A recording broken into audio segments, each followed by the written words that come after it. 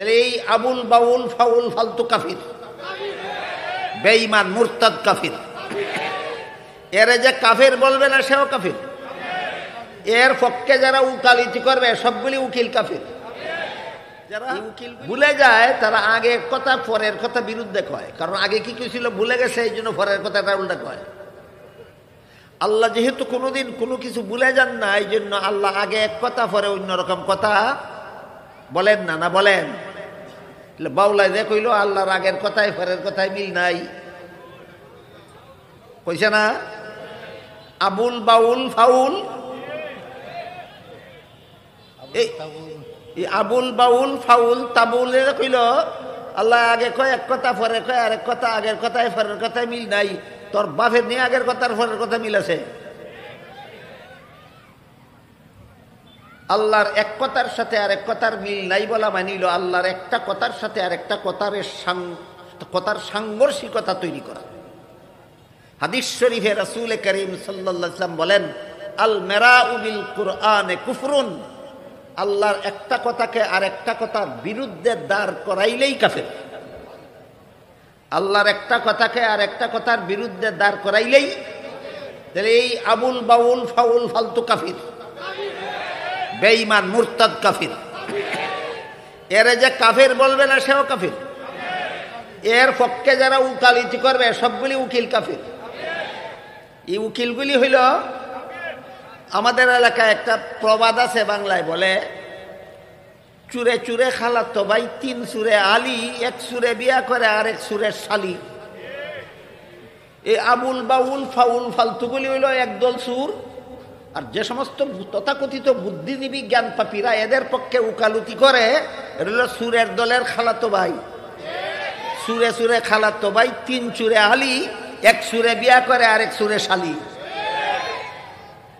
এদের ব্যাপারে হাদিস শরীফে একটা কথা আছে বড় চমৎকার। সহিহ মুসলিম শরীফের হাদিসে উল্লেখ আছে, রাসূল করিম সাল্লাল্লাহু আলাইহি ওয়াসাল্লাম বলেন, সায়াকুনু ফি আখিরিজ জামানি দাজ্জালুনা কাযযাবুনা ইয়াতুনাকুম বিআহাদিসা লাম তাসমাউ আনতুম ওয়ালা আবাউকুম ইয়াকুম ওয়া ইয়্যাহুম লা ইউদিল্লুনাকুম ওয়ালা ইফতিনুন। হাদিসের অর্থ হলো, রাসূল বলেন, ও আমার উম্মত মুসলমানেরা, আখিরাতে দাজ্জালের দল বাইর হইব। একটা দাজ্জাল আছে আলাদা, সেটা অন্য ভিন্ন। আর কিছু আছে এদেরকে আল্লাহ রাসূল বলেছেন দাজ্জালের দল। আখিরি জমানায় একদল মিথ্যাবাদী দাজ্জালের দল বাহির হবে। এদের পরিচয় হলো ধর্মের নামে অধর্ম কথা বলবে। এইটা দাজ্জালের পরিচয়। কিসের নামে কি কথা? ধর্মের নামে অধর্ম কথা। আল্লাহর আগের কথার সাথে পরের কথার মিল নাই, এটা অধর্ম। ধর্মের কথা না অধর্ম, কিন্তু আল্লাহর কথা যেহেতু এটা ধর্মের সাথে মিশাইছে, অধর্ম কথা রে। এই দাজ্জালের দলের পরিচয় আজ থেকে ১৫০০ বছর আগে রাসূল বলেছেন, আখিরি জমানায় যারা ধর্মের সাথে অধর্ম কথা মিলাইবে এরা হইল দাজ্জালের দল। সুতরাং যে কয় আল্লাহর আগের কথার সাথে পরের কথার মিল নাই, হেও দাজ্জাল। এর পক্ষে যারা উকালতি করে সবগুলি দাজ্জালের দল।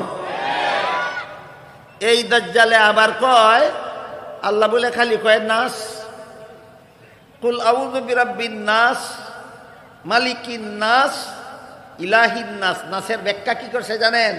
কয় নাস, আল্লাহ নাস বারবারই কয় নাস, এর অর্থ হইল আল্লাহ বারবারই তরে হুকুম করে নাস।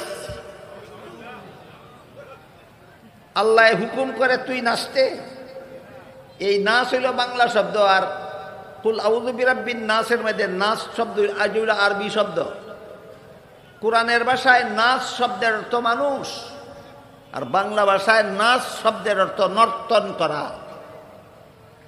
তাইলে বলেন তো, এই কোরআনের শব্দটারে যে বাংলা অর্থ করলো, জেনে শুনে কোরআন বিকৃতি কিনা? কোরআন থেকে শব্দ নিল, ধর্মের সাথে মিশাইল, বিকৃতি করলো, অধর্ম কথা বলল। রাসূল পরিষ্কার বলে দিছেন, ধর্মের নামে অধর্ম কথা যত লোকে বলবে সবগুলি দাজ্জাল, সবগুলি দাজ্জাল। এই দাজ্জালদের ব্যাপারে সতর্ক থাকতে হবে। তো বলতেছিলাম, অনেক শিক্ষিত মুসলমান এমন আছে এই দাজ্জালদের পক্ষে ওকালতি করে।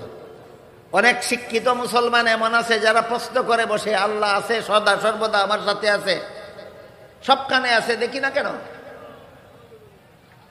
না দেখার কারণটা বলতেছিলাম।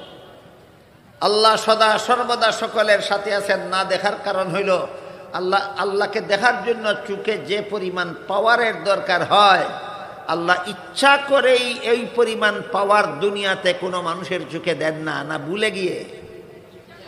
হ্যাঁ, ইচ্ছা করেই দেন। আল্লাহ ভুলে গেছেন এমন কথা কইলেও কাফির হইব, বিশ্বাস করলেও কাফির হইব। তো আল্লাহ ইচ্ছা করে আমার চোখে দুনিয়ার জীবনে আল্লাহকে দেখার মতো পাওয়ার দেন না। কেন আল্লাহ এমনটা ইচ্ছা করলেন, এইটা জানা খুব দরকার সব মুসলমানের জন্য। যদি আমার চোখে আল্লাহকে দেখার মতো পাওয়ার দিতেন, আমি দুনিয়াতেই আল্লাহকে দেখতে পারতাম, কিন্তু না দেওয়ার কারণে দেখি না। এমনটা কেন করলেন? তার কারণ হইল, যদি আমার চোখে আল্লাহকে দেখার মতো পাওয়ার দুনিয়াতে দিতেন, দুনিয়াতেই আমি আল্লাহকে দেখতে পারতাম, কিন্তু তখন ইমানটা আমার কবুল হইতো না। কারণ আল্লাহকে দেখে ইমান আনলে ইমান কবুল হয় না, আল্লাহকে না দেখে ইমান আনলে ইমান কবুল হয়। এই জন্য কেউ যেন আল্লাহকে না দেখে, তার ইমানটা কবুল হওয়ার জন্য দুনিয়ার জীবনে কোনো মানুষের চোখে আল্লাহকে দেখার মতো পাওয়ার দেওয়া হয় না। আমার কথা বুঝে থাকলে এবার বলেন, দুনিয়াতে আল্লাহকে দেখার মতো পাওয়ার মানুষের চোখে না দিয়ে আল্লাহ মানুষকে বঞ্চিত করলেন না ইমান কবুল হওয়ার ব্যবস্থা করলেন? এটা জানলে শুকরিয়া আদায় করবে বান্দা, না না জানলে? জানলে। কাজেই এটা জানা সব মুসলমানের দরকার, সব মুসলমানের এই কথাটা জানা দরকার। কেন দিলেন না? দিলে তো আল্লাহকে দেখতাম, না দিলে তুমি দেখতা ঠিক আছে, কিন্তু তখন তোমার ইমানটাই কবুল হইতো না। এই জন্য আল্লাহ পাক রব্বুল আলামিন তোমার চোখে দুনিয়াতে আল্লাহকে দেখার মতো পাওয়ার দেন না। এটাই আহলে সুন্নাত ওয়াল জামাতের আকীদা, এটাই আহলে সুন্নাত ওয়াল জামাতের আকীদা। ওই দাজ্জালের দল যেমন ভাবে ধর্মের নামে অধর্ম কথা বলে, আর এক দলে আহলে সুন্নাত ওয়াল জামাতের নামে বিদাতি কথা বলে। এই বাউলের দল হইল ধর্মের নামে অধর্ম, আর বেদাতিরা হইল সুন্নি নামের বেদাতি। কি নামের বেদাতি? সুন্নি নামের বেদাতি। এই সুন্নি নামের বেদাতি যারা, এরা হইল বন্ড সুন্নি। সত্যিকারের সুন্নি যারা, তারা ওই সাহাবা তাবেঈন তাবে তাবেঈনের ব্যাখ্যা বিশ্লেষণের অনুসারী। আর বন্ড সুন্নিরা মন গড়া যুক্তির অনুসারী। কি কোন যুক্তির অনুসারী? মন গড়া যুক্তির অনুসারী। এই জন্য নিজেদের ইমান আমল হেফাজতের জন্য কোন কি নামে কোন দলে কি বন্ডামি করতেছে সেই ব্যাপারেও সতর্ক থাকা দরকার। আহলে সুন্নাত ওয়াল জামাতের আরেকটা আকীদা হলো, যদিও দুনিয়ার জীবনে কোনো মানুষের চোখে আল্লাহকে দেখার মতো পাওয়ার আল্লাহ দেননি, কিন্তু আখেরাতে প্রত্যেকটা মুমিন বান্দার চোখে আল্লাহকে দেখার মতো পাওয়ার আল্লাহ দিবেন। তখন প্রতিটি মুমিন বান্দা আল্লাহকে পূর্ণিমার চন্দ্রের চেয়ে আরো পরিষ্কারভাবে দেখতে পাবে। দুনিয়াতে দেখবে না, বিশ্বাস না করলে আহলে সুন্নাত ওয়াল জামাত হতে পারবে না। আখেরাতে মুমিন বান্দারা আল্লাহকে পরিষ্কারভাবেই দেখতে পারবে, বিশ্বাস না করলে আহলে সুন্নাত ওয়াল জামাত হতে পারবে না। কোনো গুড়াড্ডি মজা নে না, খালি কয় আমি শুননি। তুই কি কি বুঝা শুননি? তুই কি তালে তালে আর ফালে ফালে শুননি, না বুঝে শুনে শুননি হতে হবে? গুড়াড্ডি মা বুঝে না, কয় আমি শুননি। কি বুঝা তুই শুননি হইছ? কইতে পারে না। আমি জিজ্ঞেস করি আপনাদেরকে, আপনারা কি বন্ড সুন্নিদের মতো তালে তালে ফালে ফালে সুন্নি হতে চান, না বুঝে শুনে শুননি? তাহলে বুঝতে হবে দুনিয়াতে আল্লাহকে কেন দেখি না, আখেরাতে দেখা যাবে কিরকম, বুঝতে হবে না? এতক্ষণের কথা যারা বুঝেছেন বলুন তো, দুনিয়াতে আল্লাহকে দেখি না কেন? পাওয়ার নাই। পাওয়ার দিলেন না কেন? আমার ইমান কবুল হওয়ার জন্য। এই কথা জানেও না, মানেও না, হ্যাঁ বলে শুননি। এই তুই কিতাব বুঝা শুননি হইছস? আল্লাহ আমাকে ইচ্ছাকৃতভাবে দুনিয়াতে আল্লাহকে দেখার মতো পাওয়ার আমার চোখে দিছেন না, দিলে আমার ইমানটা কবুল হইতো না। কাজেই না দিয়া আমার ইমানটা কবুল হওয়ার ব্যবস্থা আল্লাহ করেছেন। এতটুকু কথাও জানে না, কয় আমি শুননি। তুই কি গুড়াড্ডিম বুঝা শুননি হইছস? আমার কথা বুঝে থাকলে বলুন, সুন্নি তালে তালে আর ফালে ফালে হয় না, বুঝে শুনে আহলে সুন্নাত ওয়াল জামাত হতে হয়। তো আহলে সুন্নাত ওয়াল জামাতের একটা আকীদা হইল, আমার চোখে আল্লাহকে দেখার মতো পাওয়ার দুনিয়াতে নাই, এই জন্য দেখি না, আখেরাতে পাওয়ার দেওয়া হবে। আরেকটা আকীদা, তখন অবশ্যই আমরা সকলে আল্লাহকে দেখব। এই গেল আল্লাহ আছেন তবুও দেখি না, এই তথ্যটা বোঝাবার জন্য আল্লাহর বেলায় রসুল বলছেন কান্না কাতারাহু। ওই যে কইছিলাম মাদ্রাসা ছাত্ররা বলছে আল্লাহ আমার সামনে আছেন, দেখি না কেন, আমার দেখার মতো পাওয়ার নাই, কিন্তু দেখার মতোই আমার দেখার অবস্থাতে আছেন, পাওয়ার না থাকার কারণে আমি দেখি না। এই জন্য এই তথ্যটা বোঝাবার জন্য রসুল এখানে কান্না শব্দ ব্যবহার করেছেন। এবার বলুন, শুধু আল্লাহই আমাদের সামনে আছেন না আমরাও সবাই আল্লাহর সামনে আছি? তা আমরা যে আল্লাহর সামনে আছি, আল্লাহরও কি দেখার গুণে কিছু অভাব আছে যে কারণে আল্লাহও মাঝে মধ্যে আমাদেরকে দেখবেন না? নিজের ইমান দে জিগাইয়া কোকাছা বাহ, আমার ইমানে কয় আল্লাহর দেখার গুণে বিন্দু মাত্র অভাব নাই। যদি কেউ মনে করে অভাব, ইমান থাকবে না, কাফের হয়ে যাবে। যেহেতু আল্লাহর দেখার গুণে বিন্দু মাত্র অভাব নাই, তাই আমি যে সর্বদা আল্লাহর সামনে আছি, আল্লাহ সর্বাবস্থায় সর্বদাই আমাকে দেখে। এটা বুঝাইবার জন্য পরের বাক্যে রসুল ফাইন্না বলেছেন, আগের বাক্যে বলেছেন কান্না, আর পরেরটার মধ্যে বলছেন ফাইন্না। এই কান্না আর ফাইন্নার পার্থক্য বোঝা মাদ্রাসার ছাত্রদের কাজ। আপনাদের জন্য শুধু এতটুকু বোঝা দরকার যে আল্লাহ যে আমার সামনে আছে, চোখের পাওয়ারের অভাবে আমি দেখি না, আর আমি যে আল্লাহর সামনে আছি, আল্লাহ দেখার গুণে কোনো অভাব নাই, আল্লাহ সর্বদাই আমাকে দেখে। এই দুইটা হলো নির্ভেজাল ইবাদতের মূল কথা। কথাগুলি একেবারে সোজা না, কি মনে করেন? কিছুটা কঠিন আছে। আমি একটু সাধ্যমতো আপনাদেরকে সোজা করে বুঝাবার চেষ্টা করি। এই জন্য গভীর মনোযোগে যারা শুনেন তারা মনে করেন কঠিন না, কিন্তু একটু অবহেলা করলেই অনেক কঠিন, বুঝতে পারবেন না। জিবরিল প্রথম প্রশ্ন করেছিলেন ঈমান কাকে বলে? রসুল প্রশ্নের জবাবে ঈমানের 6টা মূল কথা বলে দিছিলেন। 2 নম্বর প্রশ্ন করেছিলেন ইসলাম কাকে বলে? রসুল জবাবে ইসলামের 5টা মূল কথা বলে দিলেন। 3 নম্বর প্রশ্ন করলেন নির্ভেজাল ইবাদত কাকে বলে? রসুল এর জবাবে নির্ভেজাল ইবাদতের 2টা মূল কথা বলে দিলেন। একটা হইল আনতাবুদাল্লাহ কান্নাকা তারাহু, আর একটা হইল ফাইল্লাম তাকুন তারাহু ফাইন্নাহু ইয়ারাক। এই হাদিসটার কোন বিবরণে তাবুদা শব্দ উল্লেখ আছে, কোন বিবরণে তামালা শব্দ উল্লেখ আছে, কোন বিবরণে তাফ আলা শব্দ উল্লেখ আছে। সবগুলির সারমর্ম হলো সদা সর্বদাই আল্লাহ তোমার সামনে আছেন। দৃষ্টিশক্তির অভাবে দেখতে পাও না, তুমি সদা সর্বদাই আল্লাহর সামনে উপস্থিত আছো, আল্লাহ সর্বদাই তোমাকে দেখেন। আরেকটা কঠিন কথা আছে, আল্লাহ যে সদা সর্বদা আমার সামনে আছেন, কোন স্থান দখল করে আছেন কিনা, এটা কঠিন একটা কথা। এই কথাটা কঠিন হইলেও আপনাদেরকে এখন আমরা সহজ করে বুঝাতে বাধ্য হচ্ছি। কেন? আরেক দল দজ্জালের আরেক দলের আবির্ভাব হয়েছে আখিরি জমানায়, এদেরকে লামাযহাবী বলা হয়। এরাও আরেক দল দজ্জাল। দজ্জালের পরিচয় হাদিস শরীফে রাসূল কি বলেছিলেন? ধর্মের নামে অধর্ম কথা বলবে। মনে আছে কথা? দজ্জালের দলগুলি যে বের হবে, এরা কিসের নামে কি কথা বলবে? ধর্মের নামে অধর্ম কথা যারাই বলে এরাই দজ্জাল। আখিরি জমানায় ধর্মের নামে যত লোকে অধর্ম কথা বলে সবগুলি দজ্জাল। মুসলিম শরীফের হাদিসে আল্লাহ রাসূল বলেছেন, এরপরে বলেছেন এইরকম দজ্জালদের যখন আবির্ভাব হবে, সাবধান, তোমরা 2টা কাজ করতে হবে, নাইলে তোমাদেরকে ফিতনায় জড়িয়ে ফেলবে। একটা কাজ হইল এই দজ্জালদেরকে তোমাদের কাছে আসতে দিও না, আর একটা কাজ হইল তোমরা দজ্জালদের কাছে যাইও না। যদি এদেরকে তোমাদের কাছে আসতে দাও, অথবা তোমরা যদি এদের কাছে যাও, তাহলে সমাজে ফিতনা, মারামারি, কুন্দল সৃষ্টি করে, দ্বন্দ্ব সৃষ্টি করে, দাঙ্গা সৃষ্টি করে, তোমাদেরকে পথভ্রষ্ট করে জাহান্নামে নিয়ে যাবে।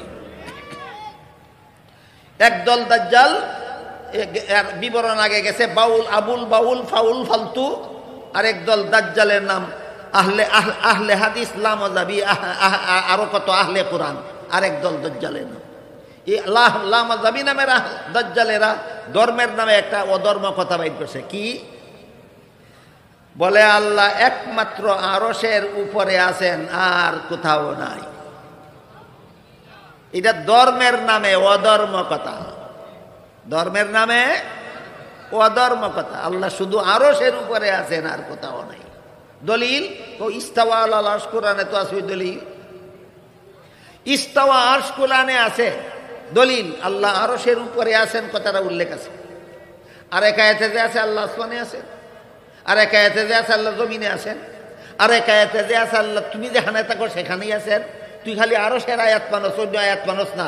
তোর ব্যাপারে আল্লাহ কোরআনে বলছেন, আফাতুমিনুনা বিবাদিল কিতাবি ওয়া তাকফুরুনা বিবাদ ফামা জাযাউ মান ইয়াফআলু যালিকা মিনকুম ইল্লা খিজিয়ুন ফিল হায়াতিদ দুনিয়া ওয়া ইয়াউমাল কিয়ামাতি ইউরাদ্দুনা ইলা আশাদ্দিল আযাব।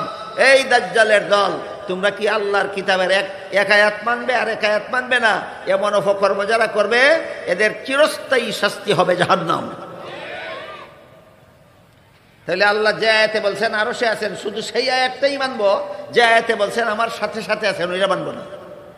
না সবগুলি মানবো? যে সবগুলি মানলে সার মানবো কি দাঁড়ায়? আল্লাহ আরো সেও আছেন, আসমানেও আছেন, জমিনেও আছেন, পাহাড়েও আছেন, পর্বতেও আছেন, আমার সাথে আছেন, তোমার সাথে আছেন, সবখানে আছেন। কিন্তু এখানে একটা কঠিন প্রশ্ন আছে, একটু মনোযোগে শুনবেন নিজের এই দাজ্জালদের খপ্পর থেকে ঈমান হেফাজতের সাথে। সেটা হইল, বলুন তো একটু বুঝে শুনে, অতীতে এমন এক সময় ছিল কিনা যখন জগৎ বলতে কিছুই ছিল না, শুধু আল্লাহ ছিলেন? ছিল কিনা? দুই চারজনে বললে তো আমি মনে করবো অন্যরা বুঝি কথাটা জানে হইলে। অতীতে এক সময় ছিল যখন আল্লাহ ছাড়া জগৎ বলতে কিছুই ছিল না। আসমান, জমিন, পাহাড়, পর্বত, নদী, নালা, আরশ, পাতাল কিচ্ছুই ছিল না, শুধু আল্লাহ ছিলেন। এক সময় ছিল কিনা এমন? শুধু আল্লাহ ছিলেন, জগৎ বলতে কিছুই ছিল না, কোনো স্থান ছিল না। যখন কোনো স্থান ছিল না তখন এর আল্লাহ স্থানে ছিলেন না স্থান ছাড়া? একটু পরীক্ষাও হোক, কে কি পরিমাণ মনোযোগ দিয়ে কথা শুনে ওটা একটু পরীক্ষা হয়ে যাও। স্থান বলতে কিছুই নাই, আল্লাহ আছেন স্থানে না স্থান ছাড়া? অতখানে বুঝিছে, অতখানে 16.5 আনার বুঝিছে। স্থান বলতে কিছুই নাই, আল্লাহ আছেন স্থানে না স্থান ছাড়া? হ্যাঁ, এতক্ষণে ঠিক হয়েছে। ঈমান হেফাজতের স্বার্থে কথাগুলি বোঝা দরকার। যখন স্থান বলতে কিছু ছিল না তখন আল্লাহ স্থানে ছিলেন না স্থান ছাড়া। ইমাম আবু হানিফা রহমতুল্লাহ আলাইহি এই তালে তালে আর ফালে ফালে সুন্নি না, সত্যিকারের আহলে সুন্নাত ওয়াল জামাতের বড় ইমাম আবু হানিফা রহমতুল্লাহ আলাইহি লিখেছেন, তখনের আল্লাহ যেভাবে স্থান ছাড়া ছিলেন, এখনের আল্লাহ স্থান ছাড়া আছেন, অনন্তকাল পর্যন্ত আল্লাহ স্থান ছাড়াই থাকবেন। দুই কথায় বিরোধ হয়ে গেল না? সব স্থানে আছেন, কোন স্থানেই থাকেন না, একটা আর একটা বিপরীত হয়ে গেল না? বুঝেন কি কথা? না বুঝেন না? এতক্ষণ বললাম আল্লাহ সবখানে আছেন, সর্বত্র বিরাজমান। এখন দেখা যাইতেছে আল্লাহ কোন স্থানেই থাকেন না। তাইলে একটা কথা আর একটা কথার বিরোধ হয়ে গেল না? এই বিরোধের মীমাংসা হইল, আল্লাহ সমস্ত স্থানে আছেন গুণগতভাবে, আর কোন স্থানে অবস্থান করেন না সত্তাগতভাবে। মাদ্রাসার ছাত্রদের ভাষায় কইলে আপনারা বুঝবেন না, তাদের ভাষা হইল বিজ্জাত আর বিসিফাত। আল্লাহ বিজ্জাত কোন মকানের মকিন হন না, আল্লাহ বিসিফাত সমস্ত মকানে মওজুদ থাকেন। এই কথা বলে আপনারা বুঝবেন না, শুধু আপনাদের বোঝার মতো বাংলাটা বলেছি যে আল্লাহ সত্তাগতভাবে কখনো কোনো স্থানে অবস্থান করেন না, কিন্তু গুণগতভাবে আল্লাহ সর্বত্র বিরাজমান। এবার বলেন, আগের কথায় বিরোধ রইল না মীমাংসা হইল? এইটাও আহলে সুন্নাত ওয়াল জামাতের আকীদা বুঝা লাগবে। তালে তালে ফালে ফালে সুন্নি হওয়া যায় না। এবার আমরা মূল কথার দিকে ফিরে যাই। জিবরিল যখন জিজ্ঞেস করলেন নির্ভেজাল ইবাদতের মূল কথা কয়টা, রাসূল কি বলে দিলেন? দুইটা। কি বলে দিলেন? দুইটা। একটা হলো আল্লাহ তোমার সামনে আছেন, দৃষ্টি শক্তির অভাবে দেখো না। আর একটা হলো তুমি আল্লাহর সামনে আছো, আল্লাহর দেখার গুণে অভাব নাই, আল্লাহ সর্বদাই তোমাকে দেখেন। এই দুইটা মূল কথার সাথে আরো যত আনুষঙ্গিক কথা কোরআন হাদিসে বর্ণিত হয়েছে, সবগুলিকে সবিস্তারে দলিল প্রমাণ সহ আকাবিরিনে উম্মত আরেকটা শাস্ত্রে বিন্যস্ত করেছেন। আকাবিরিনে উম্মত কত দল মুসলমানের নাম? সাহাবা, তাবেঈন, তাবে তাবেঈন। আকাবিরিনে উম্মত আরেকটা শাস্ত্রে বিন্যস্ত করেছেন। শাস্ত্রটাকে পরিভাষাগতভাবে ইলমে তাজকিয়াও বলে, ইলমুল ইহসানও বলে, ইলমে তাসাউফ বলে। 3 নাম বললে একটাও মনে রাখতে পারবেন না। মনে রাখার জন্য আমরা একটা মাত্র নাম ওই ব্যবহার করি, ইলমে তাজকিয়া। জিবরিলের 3 নম্বর প্রশ্নের জবাবে রাসূল তার উম্মতকে ইলমে তাজকিয়া শিক্ষা দিলেন। প্রথম প্রশ্নের জবাবে শিক্ষা দিলেন ইলমে আকাইদ, দ্বিতীয় প্রশ্নের জবাবে শিক্ষা দিলেন ইলমে ফিকহ, তৃতীয় প্রশ্নের জবাবে শিক্ষা দিলেন ইলমে তাজকিয়া, দিয়া বললেন এই 3টা ইলমের নাম তোমাদের দ্বীন। দিন থেকে আলোচনা শুরু হয়েছিল, মনে আছে কথা? কোত্থেকে আলোচনা শুরু হয়েছিল? দিন। দিন, এই 3টা ইলম শিখাইয়া দিয়ে রাসূল বললেন এই 3টা ইলম তোমাদের দিন। কাজে আজকের থেকে আমরা কেউ যেন কোনোদিন ভুলে না যাই আমার দিন বলতে কি বোঝায়। রাসূল শিক্ষা দিয়েছেন 3টা ইলম বোঝায়। একটা ইলমের নাম ইলমে আকাইদ, এটা আমার দিন। আর একটা ইলমের নাম ইলমে ফিকহ, এটা আমার দিন। আর একটা ইলমের নাম ইলমে তাজকিয়া, এটা আমার দিন। এবার ইলমে তাজকিয়ার ডেফিনেশন পরে বলবো। ইলমে আকাইদের ডেফিনেশন স্মরণ আছে কিনা আগে পরীক্ষা করব। ইলমে তাজকিয়ার ডেফিনেশন পরে বলবো, ইলমে ফিকহর ডেফিনেশন স্মরণ আছে কিনা পরীক্ষা করব।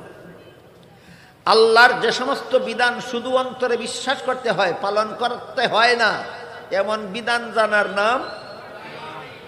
আল্লাহর যে সমস্ত বিধান শুধু বিশ্বাস করলে চলে না, শরীরের অঙ্গ প্রত্যঙ্গের দ্বারা পালন করতে হয়, সেই সব বিধান জানার নাম।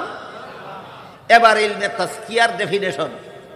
আল্লাহর আরেক প্রকার বিধান আছে যেগুলি শুধু অন্তরে বিশ্বাস করলেও চলে না, আর শরীরের বাহ্যিক অঙ্গের দ্বারা পালনও করা যায় না, বরং বিশ্বাসও করতে হয় অন্তরের দ্বারা, পালনও করতে হয় অন্তরের দ্বারা। এমন সব বিধান জানার নাম ইলমে তাজকিয়া। কঠিন হইল নাকি? দেখেন আরেকটা উদাহরণ দিই, কঠিন থাকবে না ইনশাআল্লাহ। আল্লাহ পাক রব্বুল আলামিন কোরআনের এক আয়াতে বলেন কাদ আফলাহাল মুমিনুন আল্লাযীনা হুম ফি সালাতিহিম খাশিউন।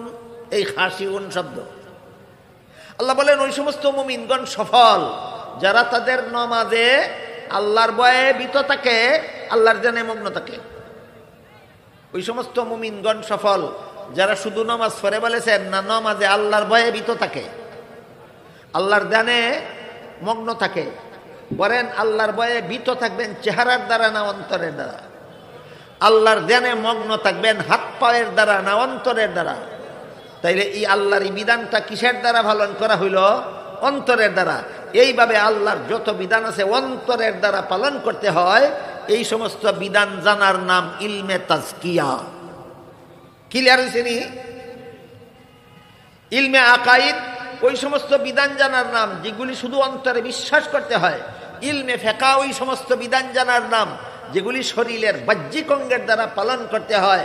ইলমে তাজকিয়া আল্লাহর ওই সমস্ত বিধান জানার নাম যেগুলি বিশ্বাসও করতে হয় অন্তরের দ্বারা, পালনও করতে হয় অন্তরের দ্বারা। নামাজে আল্লাহর ভয়ে ভীত থাকা আল্লাহর বিধান অন্তরে বিশ্বাস করতে হবে। নামাজে আল্লাহর ধ্যানে মগ্ন থাকা আল্লাহর বিধান বিশ্বাস করতে হবে, কিন্তু এটা শরীরের অঙ্গ প্রত্যঙ্গের দ্বারা পালন করা যায় না, অন্তরের দ্বারা পালন করতে হয়। আমি কি আপনাদেরকে বুঝাতে পারলাম ইলমে তাজকিয়া কারে?